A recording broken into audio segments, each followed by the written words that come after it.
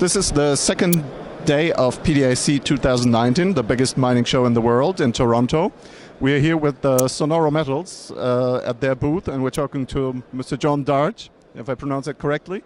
John, I talked to Kenneth, Sonoro's CEO, just a couple of weeks back, so I don't want to talk about your project, as fascinating as I think it is today, but about the most recent press release you gave out, which was very interesting to me, where you said you're looking to Asia for financing.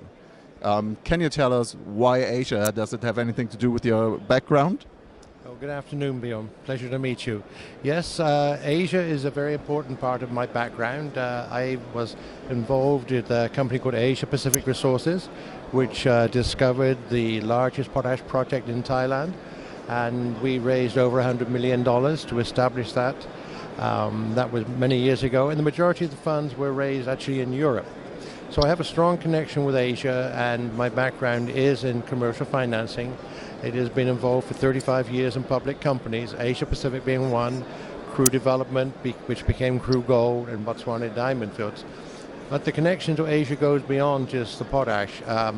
I took a sabbatical in 2006 for 10 years, and I helped a hill tribe in northern Thailand move from opium to growing coffee. It was a private venture, privately funded by me to the extent of $5 million. So at the end of that, and it's now successful, I stepped away and joined Ken McLeod, who I work with Western Geopower, and we are looking now at developing the Sonoro project. But as to Asia and why it's important, is we believe that in Canada there are so many junior companies that have got so much financings, and we also look to Germany and to Switzerland, which is very important for us, and we also respect that they have had some experiences here that meant that they get a little tired of small companies. And the reason that we're looking at Asia is because they're very much people who are looking to bring funds out of Asia and want to invest in companies that are active. And so the reason that we announced in our news release that we have made an arrangement with a Singaporean company that is a boutique company that specializes in doing well-structured non-recourse debts to enable us to do a pilot plant, means that we will be able to elevate Sonoro to a different level. It will mean that we no longer are the just junior company that is forever raising funds for exploration, but we actually have a project we can move forward. And I'd like to just add on that, if I may, is that it should not be interpreted that because we have decided to look for a pilot plant in a non-dilutive way, that we will stop exploration.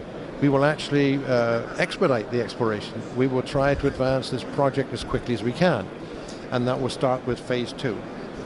Okay, so Asians, their love of gold, their finances, we've seen a lot of projects around the globe being snapped up by Chinese companies, for example. There's a lot of capital there. And yeah, let's talk a bit more about that pilot plant, which you said will not take you away from the exploration, but it will show to Asia, to Asian investors that you can produce, and B, it will provide funds for more exploration, as you just said. To what extent? When you say pilot plant, that's not an usual step to take for a gold exploration company. So what are we talking about here? A couple of ounces a month? No. The whole basis of the pilot plant is really to demonstrate that it is mineable. The pilot plant will be of the size which we would hope would produce about 10,000 ounces a year. But the main point that comes through here is that you're correct. Chinese people, Chinese businesses, communities are always looking for ways to move money legitimately from China around the world. And you have seen in your work where Chinese companies, they acquire projects, they acquire energy, mining, etc. And so Sonoro will be a way for them to legitimately invest, but in a company that is actually producing a revenue. They just don't want to have that involvement in a company that forever is exploring, but always diluting their company. And that's the one thing that we're trying to protect. And there's a point that comes from this here, that we believe that by virtue of the fact that we will have this appeal and openness through Singapore into China, that this will also attract Chinese investors that will not be able to participate in the gold bond, but maybe are interested in coming into the market and having an involvement in our company as an investor. Okay, very interesting.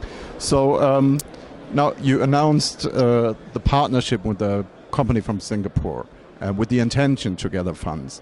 So I'm sure you cannot talk too much about it, but what's the time frame you want to secure the funding in? That's a very good question, and I think it should be explained as follows.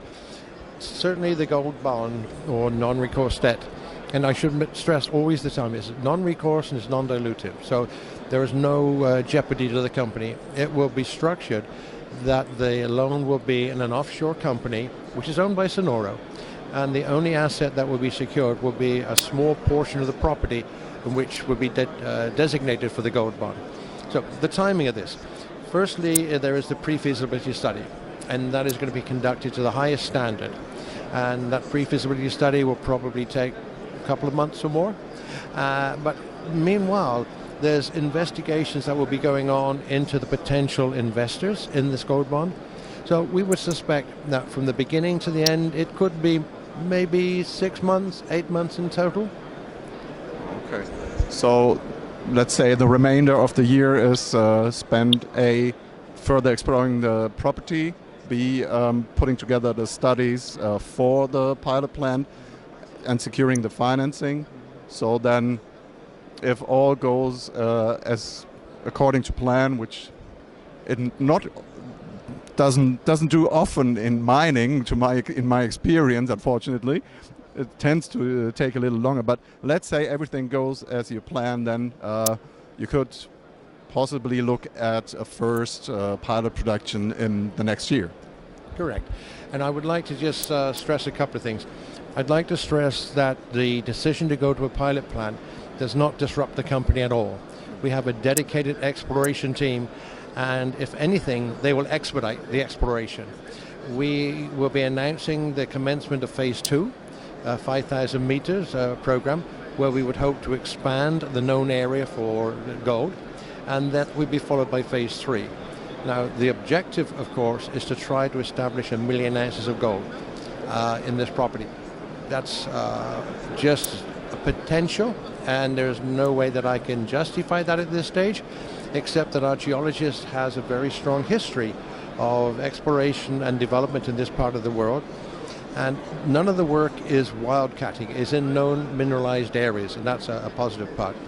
And then as far as the pilot plant goes, as we develop this, we get more and more attraction to what we're doing. And as the economics comes through, this is a double benefit to the company. Okay. Thank you very much. I think that is sufficient information for investors to think about at the moment, and we'll be sure to check in with another interview once there's further developments. Thank you very much. Thank you, Bill. Thank you very much.